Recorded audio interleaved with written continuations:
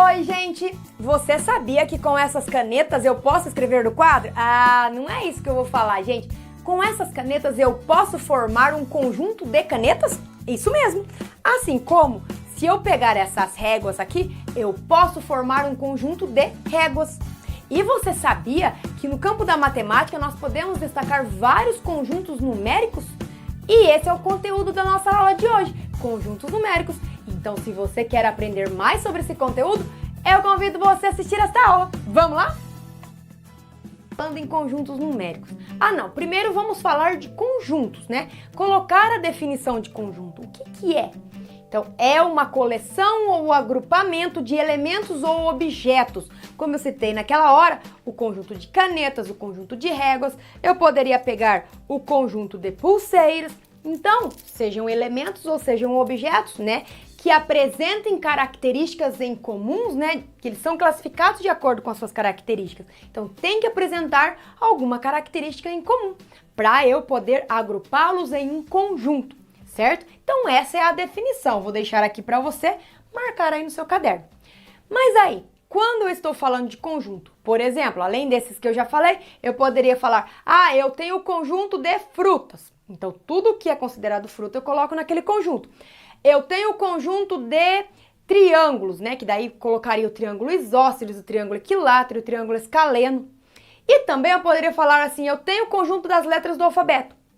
Eu também poderia falar assim, eu tenho o conjunto de números. E daí, gente, quando eu falo da parte de conjuntos de números, é que nós entramos nos conjuntos numéricos. Porque, né, os números eles vão ser classificados de acordo com o tipo de cada número, vamos dizer assim. Então agora eu vou explicar direitinho para você. O nosso primeiro conjunto, e você já sabe qual é o primeiro conjunto? Muito bem para você que falou que é o conjunto dos números naturais. Vamos lá então? Então, como nós sabemos, né, lá da história da humanidade, os números surgiram por conta da necessidade de contar. Então, como vocês já viram, os homens das cavernas, eles faziam os risquinhos, os pastores colocavam as pedrinhas a cada ovelha, porque eles faziam uma relação. Não era isso que eles faziam? Passava uma ovelha, uma pedrinha. Passava a segunda ovelha, outra pedrinha. Então, eles não sabiam contar, mas eles faziam as relações. E a partir daí surgiu, então, a contagem. E com a contagem, os números foram surgindo, ok? Mas então, aí os números que nós conhecemos, os algarismos 1, 2, 3, 4, 5, 6, 7, 8 e 9, são aqueles primordiais, né, gente? Por que primordiais? Porque a partir desses algarismos que eu consigo fazer a composição e encontrar todos os outros números que nós conhecemos. Mas também existia um algarismo para determinar a não existência de algo, que é o algarismo zero, né, que representa a não existência, certo?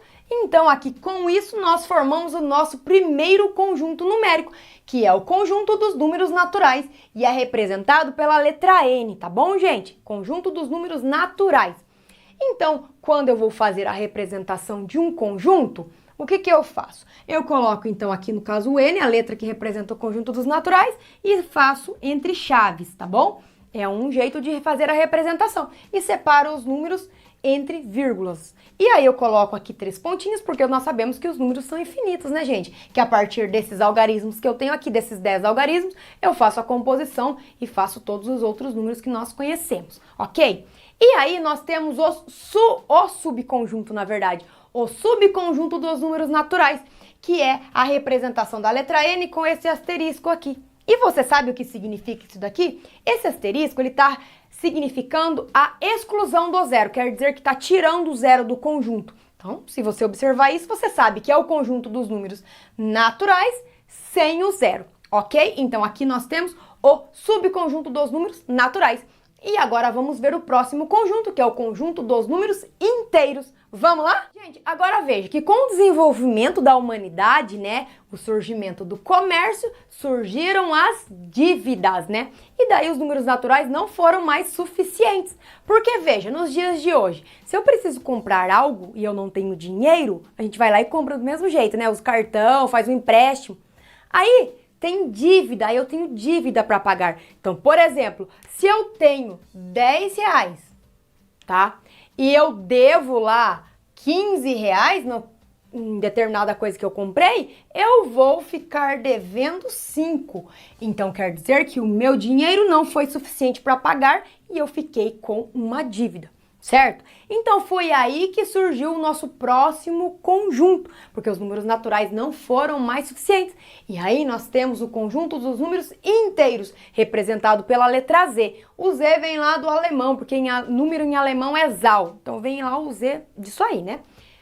Aí, quem são esses números inteiros? Veja aqui, o número inteiro, o conjunto dos números inteiros é uma extensão, vamos dizer assim, um complemento dos números naturais. Porque se você observar aqui, ó, no conjunto dos números inteiros, olha quem nós temos aqui, ó. Quem são esses números que você acabou de ver? Os números naturais, tá? Então, por isso que nós falamos que ele é um complemento, é uma extensão. Então, a partir do momento que surgiu os negativos, se juntou com os positivos, ó, positivo, nulo, né, gente? Porque o zero é nulo. E os negativos. Aí a formação de tudo isso daqui é o conjunto dos números inteiros, tá bom? E daí nós temos também o subconjunto dos números inteiros, subconjuntos de Z. Então, se você observar em algum lugar aí o Z com asterísticos, significa então que são todos os números inteiros, né? Que são os os negativos e os positivos, exceto o zero, tá bom? Porque isso aqui exclui o zero. Agora, se você observar os números inteiros com esse mais aqui, significa o quê? Significa que é o conjunto dos números inteiros não negativos. Não negativos é porque são os positivos, né, gente? Então, aqui usa essa nomenclatura, tá bom? Então, aqui eu teria só os números positivos e o zero, que ele está incluído, porque o zero é considerado natural, tá?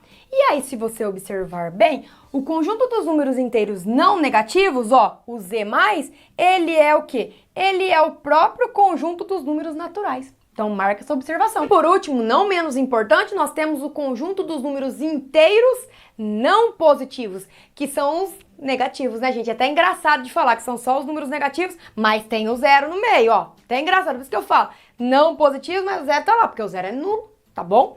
Então, marca bem essas observações aí. E agora nós vamos para o conjunto dos números racionais. Vamos lá? Então, veja aqui no conjunto dos números racionais, que é representado pela letra Q, que é de quociente, tá bom, gente? Ele é o quê? Ele é todo número que pode ser escrito na forma de uma fração, que é toda a definição que nós temos aqui. Só que veja, todo número que pode ser escrito numa forma de uma fração, desde que, né, gente? O A aqui, que é o numerador, ele pode ser qualquer número inteiro, tá?